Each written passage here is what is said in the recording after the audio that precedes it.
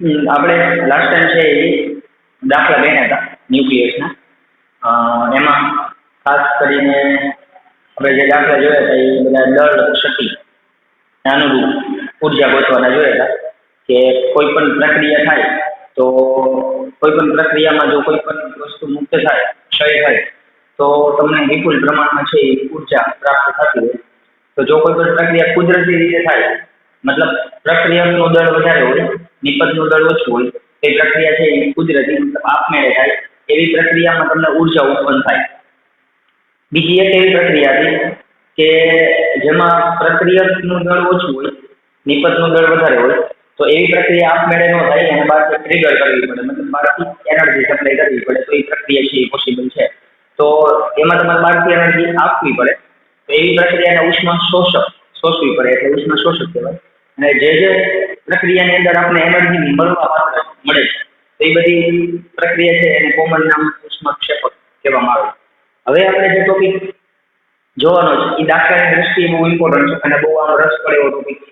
એ આપણે જોવાના છે ન્યુક્લિયર ફિશન.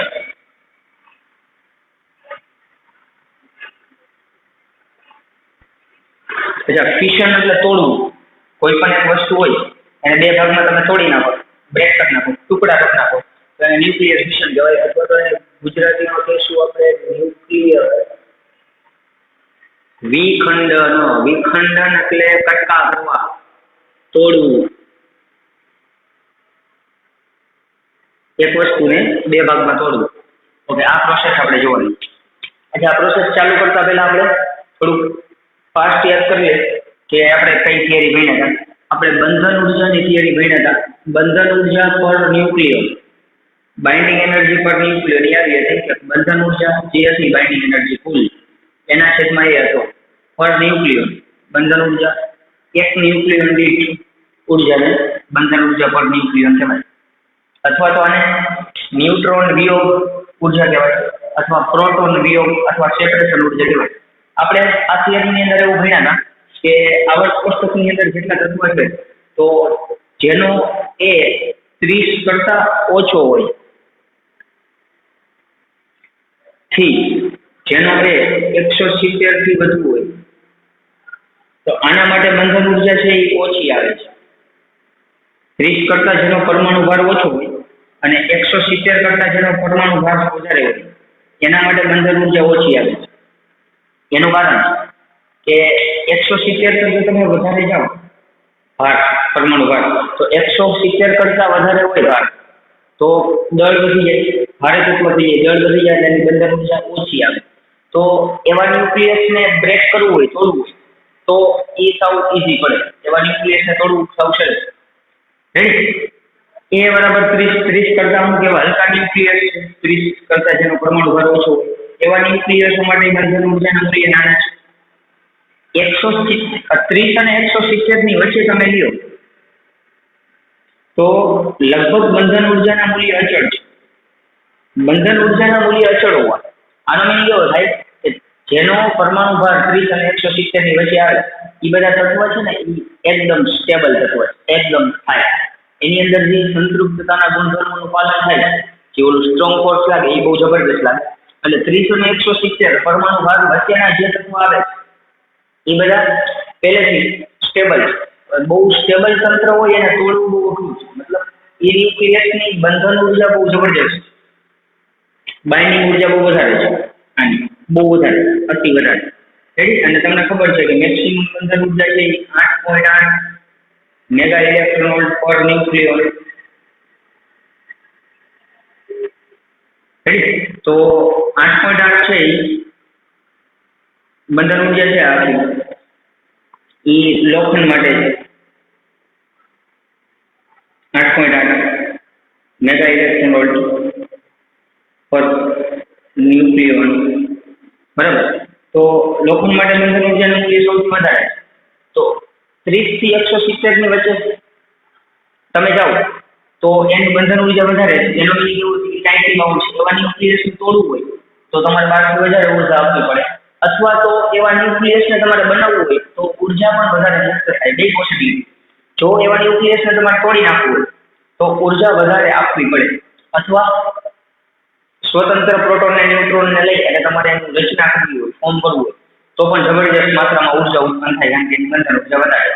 તો આ સિદ્ધાંતનો યુઝ કરીને આપણે બે વસ્તુ કરતા હતા કે આપણે એવું કરીએ કે આપણી પાસે ભારે કોઈ ન્યુક્લિયસ હોય, ધારો કે 238 છે 170 કરતા વધારે, જો આને હું કોઈક રીતે બે ભાગમાં તોડી નાખું, કોઈક રીતે, અને તોડવા માટે મારે બહારથી ઉર્જા દેવી પડશે પેલા તો ન્યુટ્રોનનું બોમ્બાર્ડિંગ કરીને તોડવામાં આવે છે. યુરેનિયમના ટુકડા ઉપર ન્યુટ્રોનને પ્રસાંતન કરવામાં આવે અને એને બે ભાગમાં વહેંચવામાં આવે. અહીંયા બે ભાગ એવા મળે મને, ધારો કે એક બેરિયમ મળે છે અને ક્રિપ્ટોન મળે છે. તો અહીંયા જે મળે છે ને જે એ 170, અહીંયા લગભગ 144 મળે છે, અને સમથિંગ આપણે એમના જોશું તો આખી પ્રક્રિયા.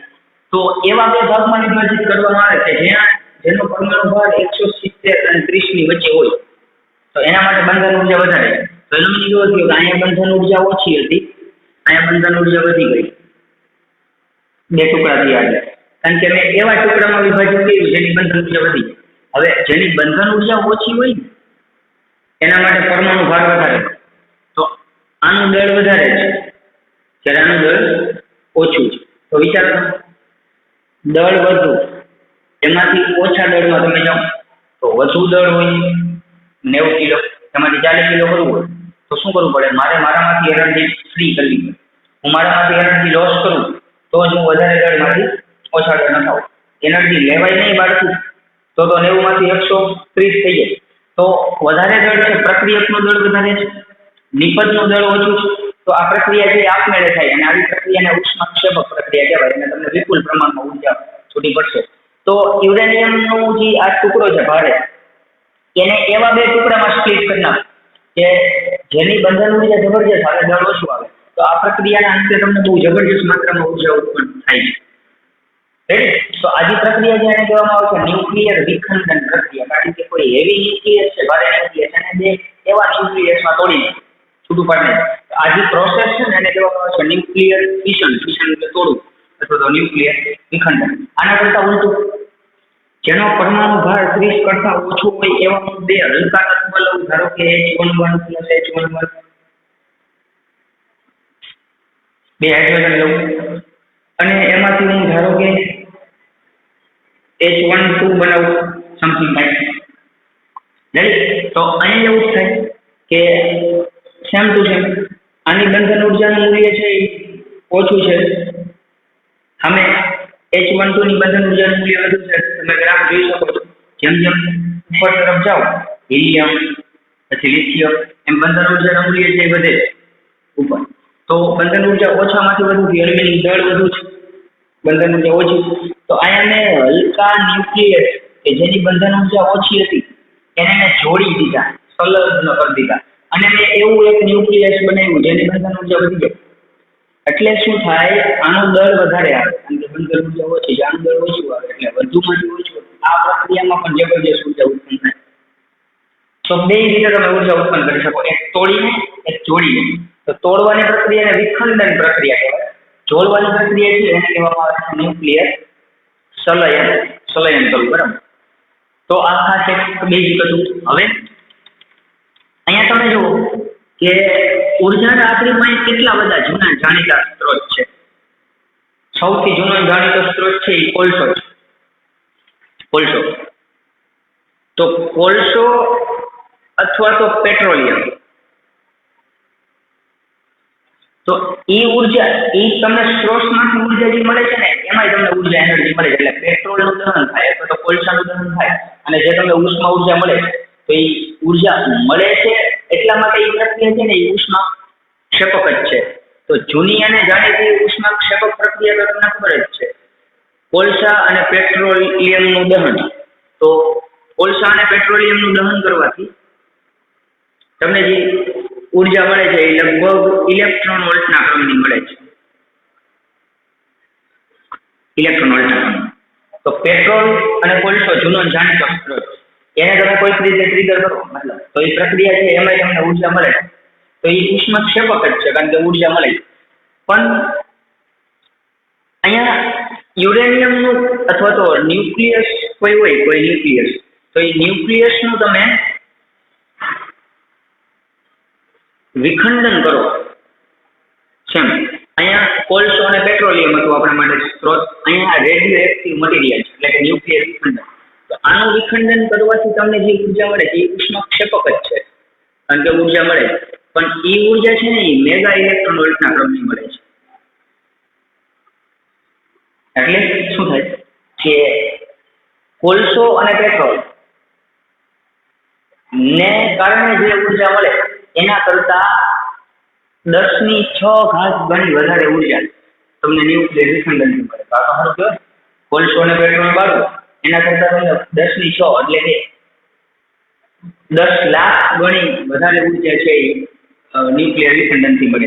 એવું કહેવામાં આવે કે 1 કિલોગ્રામ તમે કોલસો બાળો અને તમે 1 કિલોગ્રામ છે એ યુરેનિયમ લ્યો, આનું દહન કરીને ઉર્જા મેળવો તો લગભગ 10⁷ જૂલ મળે. 1 કિલોગ્રામ દહન થાય, 1 કિલોગ્રામનું દહન થાય, 1 કિલોગ્રામ, તો 1 કિલોગ્રામના દહનથી તમને કોલસો તો 1 કિલોગ્રામ કોલસો સંપૂર્ણ બળી જાય, નાશ પામે, તો તમને 10⁷ લગભગ 1 કરોડ થાય.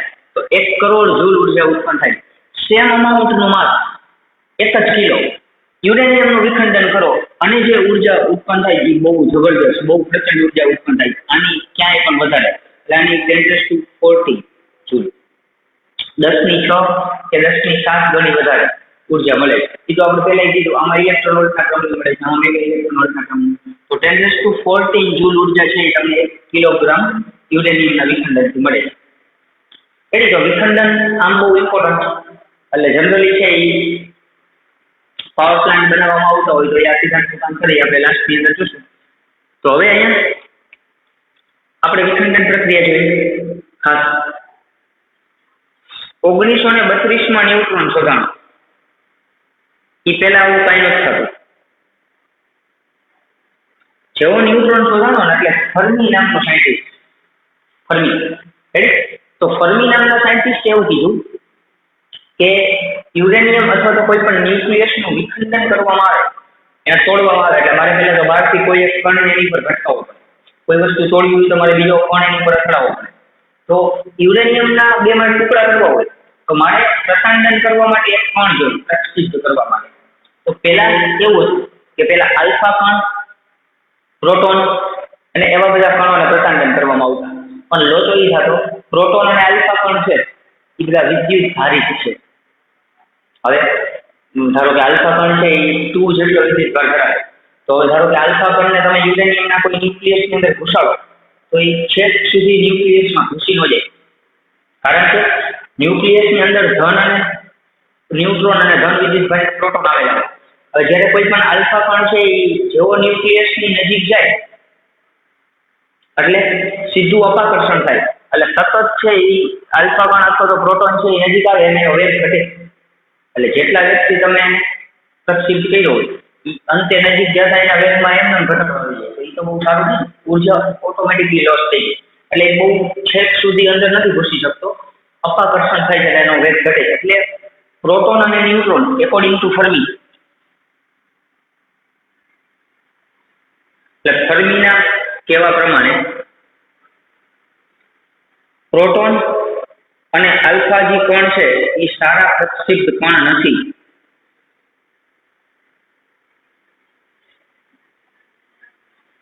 ન્યુટ્રોન શોધાણા પછી ફર્મી એવું સૂચન કર્યું કે ન્યુટ્રોન છે એ પ્રસાંડન માટે સારા પ્રક્ષિપ્ત કણ છે.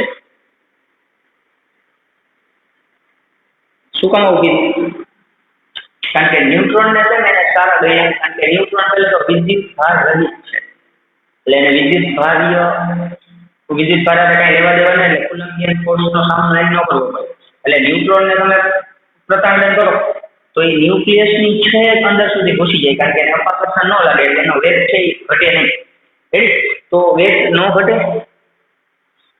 એટલા માટે ન્યુટ્રોન છે એ પ્રક્ષિપ્ત માટે સારા, મતલબ પ્રક્ષિપ્ત માટે સારા કણ છે, પ્રસાંડન કરવા માટે બહુ સારા કણ છે. તો ખાસ ન્યુટ્રોન છે એ એને એવું કીધું કે તમે કોઈ પણ વિખંડન કરો તો એ ન્યુટ્રોનને વાપરો તો તમને રિઝલ્ટ સારું મળશે, ઉર્જાનો વ્યય નહીં થાય અને અપાકર્ષણનો સામનો એને નહીં કરવો પડે. રેડી? આમાંના હાન્સ અને ટ્રાન્સમેન નામના બે સાયન્ટિસ્ટ હતા. એને એવું જોયું કે યુરેનિયમના કોઈ સંયોજન હોય એની ઉપર તમે ન્યુટ્રોનનું બોમ્બાર્ડિંગ કરો. અચ્છા, ન્યુટ્રોન, થર્મલ ન્યુટ્રોન. યુરેનિયમનું કોઈ સંયોજન હોય, યુરેનિયમનો કોઈ ટુકડો હોય, એની ઉપર તમે થર્મલ ન્યુટ્રોનને પ્રકાંડન કરો. અચ્છા, થર્મલ ન્યુટ્રોન એટલે ધીમા ન્યુટ્રોન. આના વિશે આપણે ડિટેલમાં ચર્ચા કરશું. ધીમા ન્યુટ્રોન જેની ઉર્જા જે છે ને એ 0.04 ઇલેક્ટ્રોન વોલ્ટ જેટલી હોય છે, સાવ ઓછી, મતલબ ધીમા ન્યુટ્રોન. તો ધીમા ન્યુટ્રોન વડે તમે યુરેનિયમનું વિખંડન કરો એટલે યુરેનિયમ ઉપર જ્યારે ધીમા ન્યુટ્રોન, જેને થર્મલ ન્યુટ્રોન કહેવાય, થર્મલ બોલે તો ટેમ્પરેચર સાથે લેવા દેવા, ગરમી સાથે, કે જેનું ટેમ્પરેચર ઓછું હોય, ઠંડા હોય, એટલે એની ઉર્જા ઓછી હોય. તો ઓછી ઉર્જાવાળા ન્યુટ્રોનને તમે બોમ્બાર્ડિંગ કરો તો તમને અહીંયા બેરિયમ એટલે કે Ba56 નામનો એક ટુકડો મળે છે, જે 170 થી નીચે પરમાણુ દળ ધરાવે છે, જેની બંધન ઉર્જા બહુ જબરદસ્ત, દળ ઓછું. તો આવા પ્રમાણમાં છે એ ટુકડા એને મળ્યા. તો હાન્સ અને ટ્રાન્સમેને જ્યારે આવું કર્યું, યુરેનિયમના ટુકડા ઉપર થર્મલ ન્યુટ્રોનનું બોમ્બાર્ડિંગ કર્યું જેની ઉર્જા છે ઓછી, તો એને બેરિયમનો એક ટુકડો મળ્યો. એને બહુ આશ્ચર્યજનક લાગ્યું આવું થયું. એટલે પછી એનું કામ છે એ આગળ વધાર્યું. મિટનર અને ફિશ, મિટનર લેડીઝ હતા અને ફ્રીસ છે એનો ભત્રીજો. તો એને એવું જ કીધું કે યુરેનિયમ છે, યુરેનિયમ એની ઉપર તમે ન્યુટ્રોનનું બોમ્બાર્ડિંગ કરો તો તમને ઘણા બધા પ્રકારમાં અથવા તો બે સરખા પ્રકારમાં ટુકડામાં વિભાજિત થાય છે. એટલે યુરેનિયમનો જે ટુકડો છે એ બે સરખા ભાગમાં વિભાજિત થઈ અને તમને છે એ સરખા ભાગમાં વિભાજિત થઈ અને તમને વિપુલ પ્રમાણમાં છે પુષ્કળ ઉર્જા મળે. તો યુરેનિયમ ઉપર ન્યુટ્રોનનું બોમ્બાર્ડિંગ કરવામાં આવે તો સરખી માત્રામાં યુરેનિયમ છે એ સરખા ભાગમાં સ્પ્રેડ થઈ જાય અને કેટલા બધા ટુકડા મળે છે. એક ટુકડો નથી મળતો, ઘણા બધી પોસિબિલિટી છે ટુકડા મળવાની, કે જેનો પરમાણુ દળાંક 170 કરતા ઓછો હોય એવા કેટલા બધા ટુકડા મળે અને એની હારે હારે પ્રચંડ ઉષ્મા છે એ ઉત્પન્ન થાય. તો આથી ઘટના છે એ પ્રોસેસને કહેવામાં આવે છે ન્યુક્લિયર વિખંડન પ્રક્રિયા. તો હવે આપણે ન્યુક્લિયર વિખંડન પ્રક્રિયા સ્ટેપ બાય સ્ટેપ જોઈ. તમારે યાદ રાખવાની છે. એને શું કહ્યું? યુરેનિયમ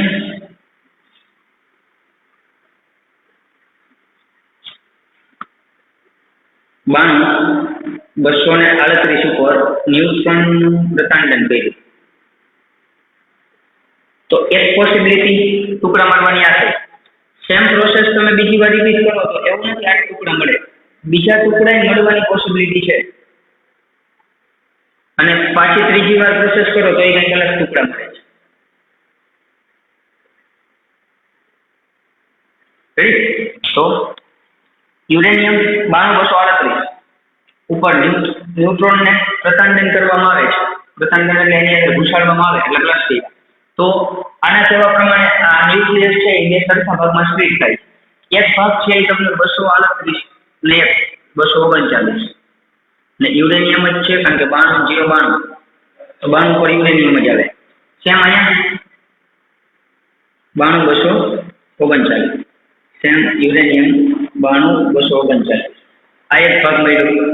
એ ભાગ પાછો ઓટોમેટિકલી વિખંડન થઈ અને તમને કેટલા પ્રકારના ટુકડા છે એ પ્રાપ્ત થાય છે અહીંયા. તો બે સરખા ભાગમાં આખી પ્રોસેસ છે એ વેચાઈ ગઈ. વિખંડન થયું એટલે એક ભાગ મળ્યો, ઈ ઓન ધ સ્પોટ છે એ પાછો ઘણા બધા ટુકડામાં વિભાજિત થઈ જાય. તો ફાઇનલી અહીંયાથી તમને ટુકડા મળે છે. એ ટુકડા આવા મળે છે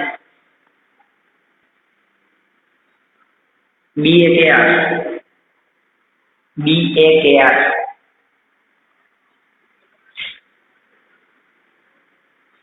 NBHC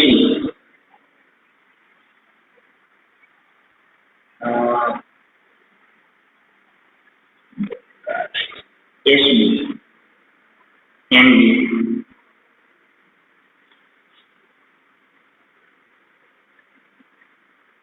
આવા ટુકડા મળે તમને. તો જો કોક વખત યુરેનિયમ છે એ બે ભાગમાં વહેંચાય તો તમને BaKr એટલે આનું બીજો બેકાર યાદ રાખવા માટે બેકાર. બેરિયમ અને ક્રિપ્ટોન ના બે ટુકડા મળે કે જેનો પરમાણુ ઘનત્વ 170 કરતા ઓછો હોય.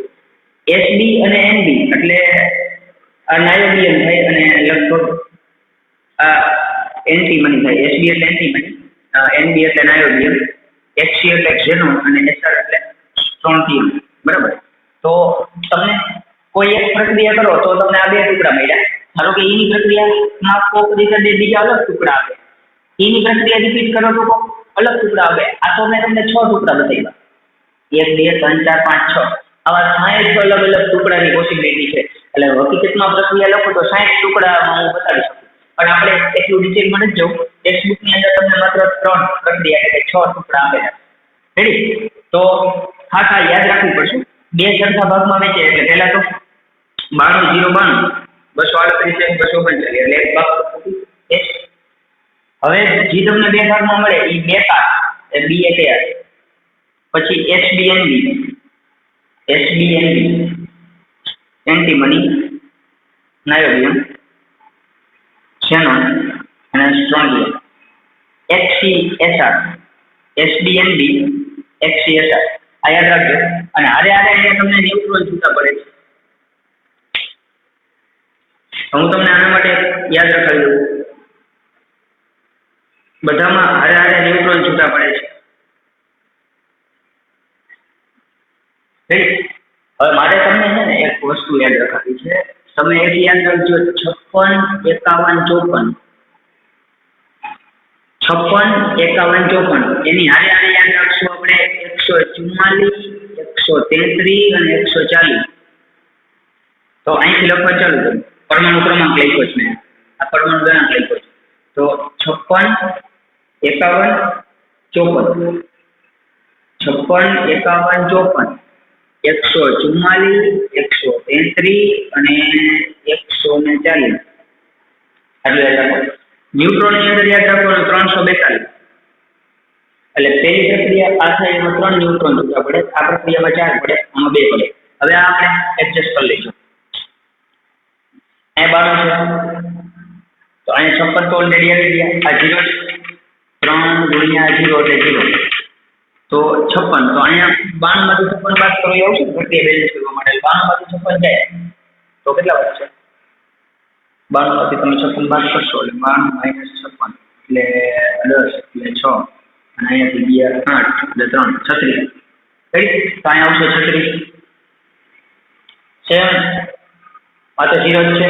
તો 92 માંથી 51 બાદ કરો તો 92 માંથી તમે 51 બાદ કરશો તો 1 4 41 આવશે. તો અહીંયા આવશે 41. 92 માંથી 54 બાદ કરો તો 92 માંથી તમે 54 બાદ કરશો એટલે આવશે 8 અને આવશે 3 38. રેડી? તો અહીંયા આવશે 38. તો એ બેલેન્સ કરી નાખવાનું. 92 માંથી બાદ કરો પ્રક્રિયા બેલેન્સ એટલે 36 41 38. હવે ઉપરનું માટે બેલેન્સ કરું છું તો અહીંયા 239 છે. અહીંયા કેટલા છે? તો 3 × 3 અને 144 એટલે 144 3 147. તો એ 239 માંથી 147 બાદ થાય તો અહીંયા આવશે 2. અહીંયા આવશે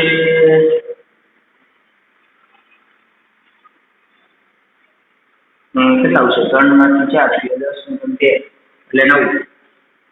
બસ 92 તો છે ને 9 3 2 ઓકે 92.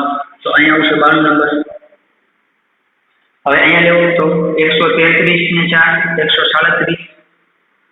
તો 239 માંથી 137 બાદ કરો તો 239 માંથી 137 બાદ કરો એટલે આ 2. આ 3 માં 3 જાય 0 ને 102. તો અહીંયા આવશે 102. મેળવીએ 102.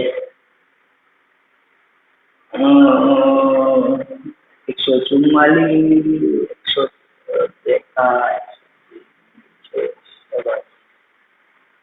ઓકે આ કેટલું શરૂ થઈ ગયો. 256, 51, 54, 144, 133, 140. તો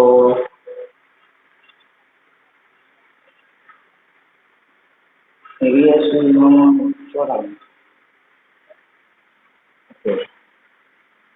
અહીંયા 144 અને 3 147, એટલે 239 માંથી